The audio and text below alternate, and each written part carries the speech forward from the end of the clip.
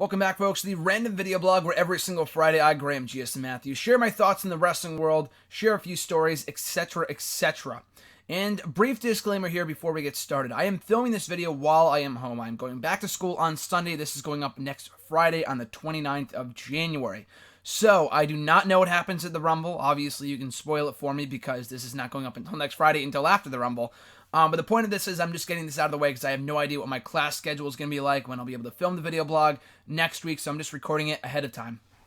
And I figured, because I didn't really have anything set in stone for the schedule of the video blog for the next, past the Rumble, and I have no idea what's happening on Sunday, whether Styles, AJ Styles, that is debuting in the Rumble itself, or the next day, or not at all, who knows. It looks like he's going to debut any day now, and he could have debuted as soon as Sunday in the Rumble. Now, if he doesn't, this video will be not for nothing, but the timing would not be as good. But I'm going to put this up anyway on Friday, regardless of whether he debuts or not. My experience meeting AJ Styles. Now, AJ Styles has always been my favorite TNA wrestler. He was my favorite TNA wrestler. Not that anyone, surpassed him or anything like that, but when he left TNA, of course, he was no longer my number one favorite in that organization, but I started watching TNA in the summer of 2008. I think the first ever main event on that show was something involving AJ Styles and Kurt Angle, or it might have been Styles and Kurt Angle in like a ladder match for Kurt Angle's Olympic gold medal, or something along those lines. But ever since then, him and Beer Money were always my favorites. I love Beer Money, but AJ Styles was always my number one. Through all the years that he was, with TNA for over a decade, he left in late 2013, early 2014. And that sucked. I mean, TNA, by that point, they were starting to lose a lot of stars. Sting left after that. Bully Ray was gone a little bit while after that as well. Magnus, who was my new number one after Styles, is also gone from the company as of last year. James Storm came back, but they were just depleted of star power right now. This is not meant to be a TNA rant, but I'm just saying that I was pretty disappointed that when he left TNA, because at that time when he did leave, I thought he was doing some of the best stuff he had done in years. Now, his stuff with Fortune, I loved Fortune. His stuff with Christopher Daniels and Kurt Angle, Bobby Roode, were all great matches and feuds and so on and so forth.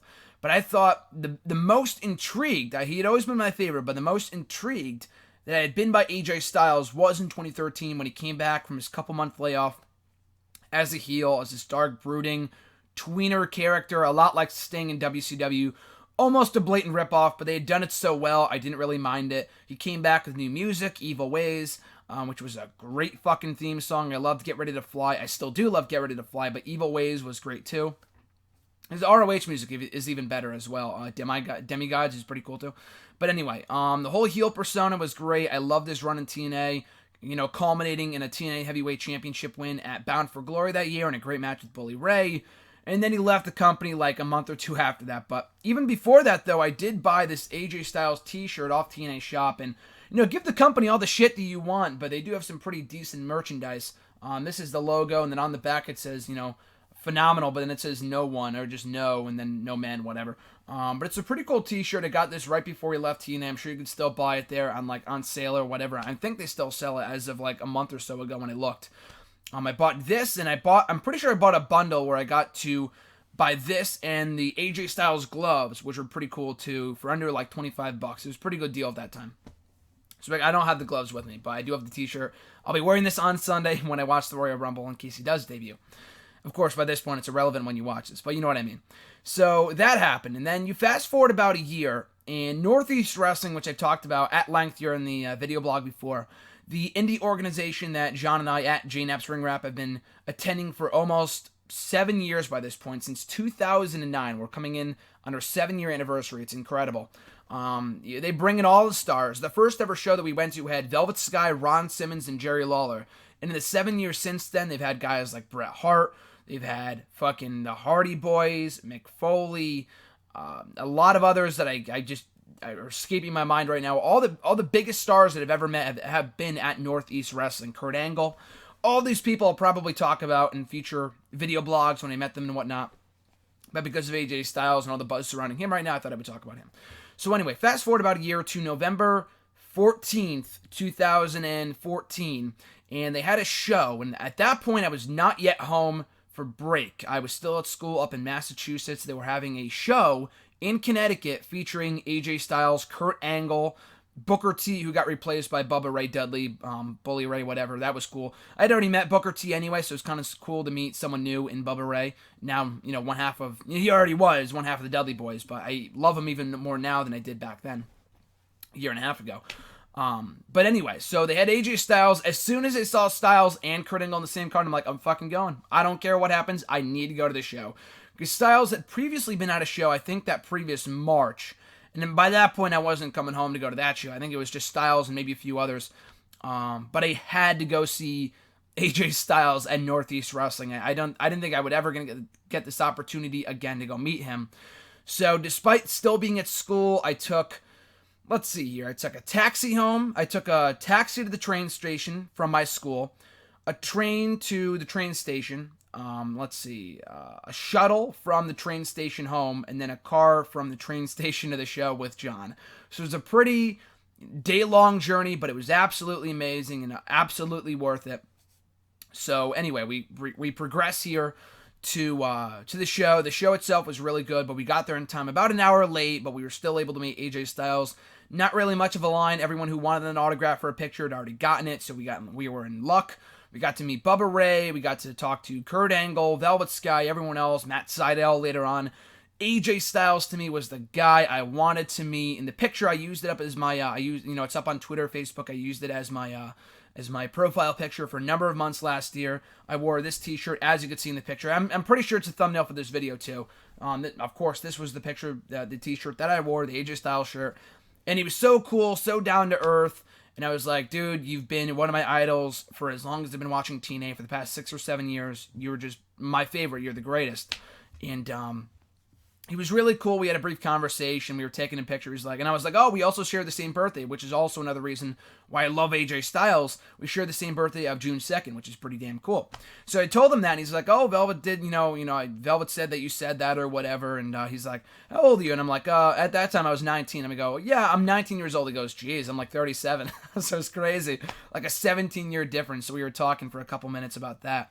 Got the picture, shook his hand. That was pretty much it. Just got the picture, and like I said, really cool dude. We were able to see him wrestle, for me, the first time ever live, and John as well, in a triple threat match with Matt Sydal, Evan Bourne, and Matt Taven. One of the best matches, period, I've ever seen live. It was an amazing triple threat, great wrestling match, super amazing stuff. So even afterwards, another little brief story for you.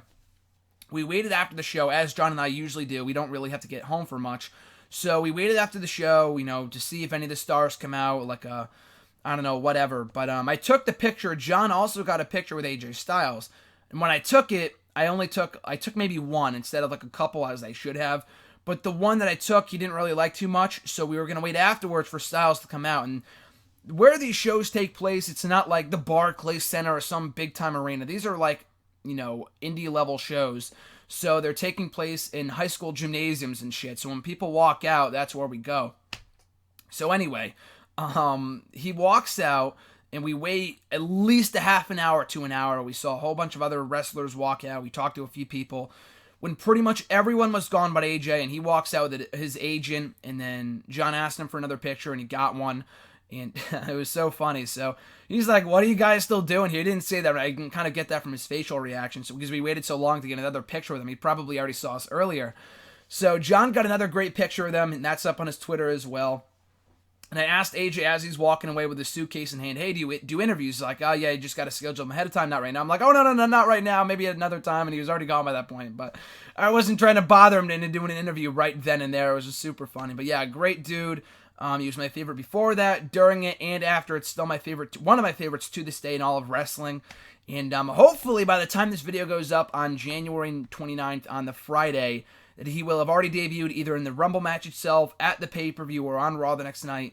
If not, then hopefully he will debut down the line on the night after WrestleMania, which I feel like is a little bit too long considering how much momentum he has right now, coming off of all the buzz that he has after being signed by WWE and WWE.com and on Twitter and stuff, whatever. But anyway, hopefully he debuts soon if he did not debut already. And if he did, then perfect timing for this video. But I figured I would share that story with AJ Styles being a hot topic in the world of wrestling right now. Like I've said before, to me, has been the greatest wrestler, like my generation's Sting, for me anyway, for the greatest wrestler to have never competed on a main level WWE show. I know he was on fucking Jacked like 15 years ago, but I'm talking about as a main roster level performer on prominently featured on WWE TV. And I've been waiting for this for years. I said it right here in the video blog 3-4 weeks ago. My bold predictions are rather 7 things I wanted to see happen in WWE in 2016.